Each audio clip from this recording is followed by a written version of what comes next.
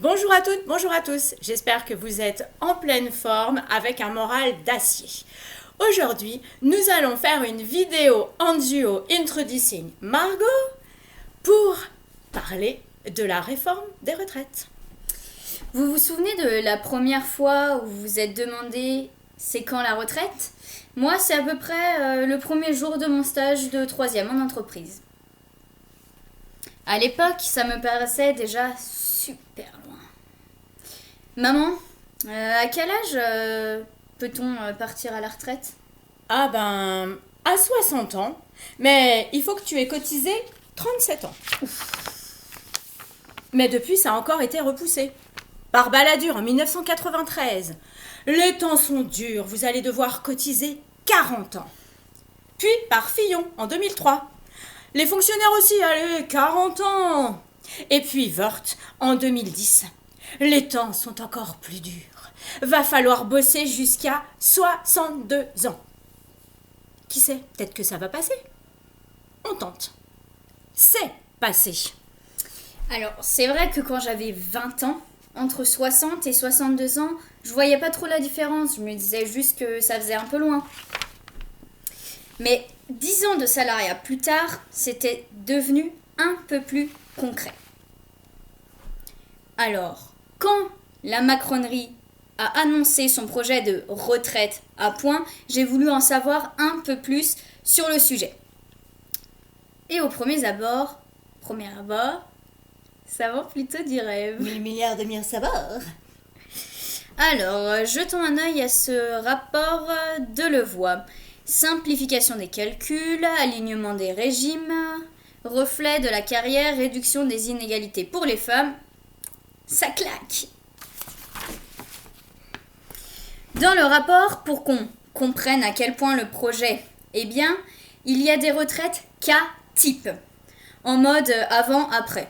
J'ai voulu donc savoir ce que ça expliquait. Mais impossible de le lire. Coïncidence? Apparemment pas. D'après le collectif Nos Retraites qui s'est formé pour l'occasion, les montants des CATIP sont tout simplement faux, complètement faux.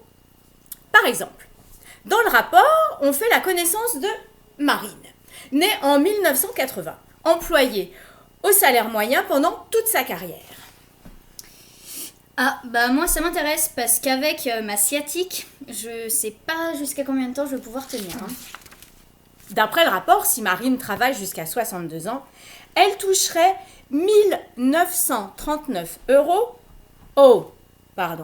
1839 euros avec le système actuel. C'est pas fou, mais si j'ai fini de rembourser mon crédit, ça me va. Et avec le système Macron, elle toucherait 1856 euros. Oh, bah ça va, pas la peine de s'alarmer.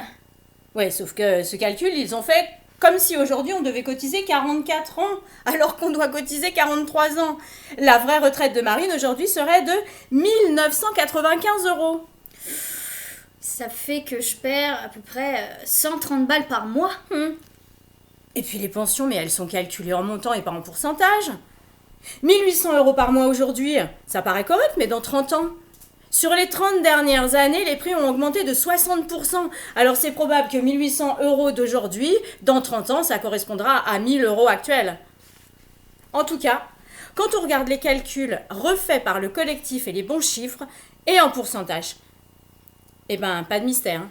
Tout le monde y perd. Et c'est bien dans cet objectif que la réforme propose un système par points. Système par points, je comprends pas trop ce que c'est ce machin. Bah normal, c'est fait pour. Si c'était clair, il y aurait déjà tout le monde dans la rue. Alors voilà, aujourd'hui, la retraite se calcule en pourcentage du salaire. Ça veut dire que ta pension sera égale à une partie de ton salaire quand tu bossais. C'est ce qu'on appelle le taux de remplacement. Pour partir à taux plein, c'est-à-dire avoir droit au pourcentage maximum, il faut réunir deux conditions. Avoir travaillé pendant 43 ans et avoir au moins 62 ans. Alors attention, hein, le taux plein, c'est pas 100%. Ah, Aujourd'hui, c'est à peu près 50% de ton salaire. Et avec les complémentaires, on peut arriver à 75%. ah ouais, c'est pas beaucoup là. Ah ben non, c'est pas beaucoup. Mais heureusement, aujourd'hui, ton salaire moyen n'est pas calculé sur toute ta carrière, mais sur les 25 meilleures années. Ça veut dire que si tu as eu des années difficiles au chômage, par exemple, ou en congé parental ou à temps partiel, eh bien, ça ne fera pas baisser ta retraite car ce mauvais calcul ne sera pas pris en compte. Cool. Avec le système par points, tout ça c'est fini. Tu cumules des points en travaillant et on te les convertit en pension au moment de la retraite. Mais moi j'ai pris un congé parental d'1 an et en revenant j'ai trouvé qu'un boulot à mi-temps. Tu penses que j'aurai assez de points pour pouvoir vivre de ma pension? Bah ça va être chaud, hein. Dans le rapport, ils disent que la retraite doit être le reflet de toute la carrière. Mais comme si c'était positif. Mais en fait, c'est dramatique. Et surtout pour les femmes. Que ce soit dans le public ou dans le privé, et ce n'est pas tout. Les trimestres supplémentaires pour maternité vont disparaître. Jusqu'ici, chaque enfant comptait pour 8 trimestres, cotisés 4 pour l'accouchement et 4 à distribuer à un des parents au choix pour l'éducation. Et tout ça, ça comptera pour du beurre du coup. La majoration de 10% pour les 2 parents au 3e enfant va devenir 5% pour un parent à chaque enfant. Chérie, pour la majoration, je te mets toi, ok? Comme tu gagnes plus, ça nous fera plus de sous. Ok. Et les conditions d'accès aux pensions de réversion vont être revues. Les pensions de réversion sont versées au décès du conjoint. Si l'autre a une retraite plus faible, ce qui est le cas de 30% des femmes, elles permettent de ramener l'écart de retraite entre hommes et femmes à 26%, sans quoi cet écart serait actuellement de 40%. La réforme prévoit de reculer l'âge d'accès à la pension et de la supprimer en cas de divorce. Comment ça, je n'ai droit à la pension de réversion de mon ex-mari? J'ai élevé nos 3 enfants et on avait mis les 5% de majoration sur sa pension. Oh, bah que voulez-vous, ma petite dame, fallait réussir à le garder, c'est comme avant de se séparer, faut réfléchir quand on est au SMIC, faut assumer. Waouh. En fait, que l'âge de départ augmente ou pas, c'est pareil. Macron est revenu dessus comme s'il faisait un geste, mais... Personne, et encore moins les femmes, n'aura assez de points pour partir à 62 ans de toute façon. Enfin, disons que on aura le choix entre travailler vieux ou partir pauvre. Sympa. D'après le collectif Non Retraite, la génération 90...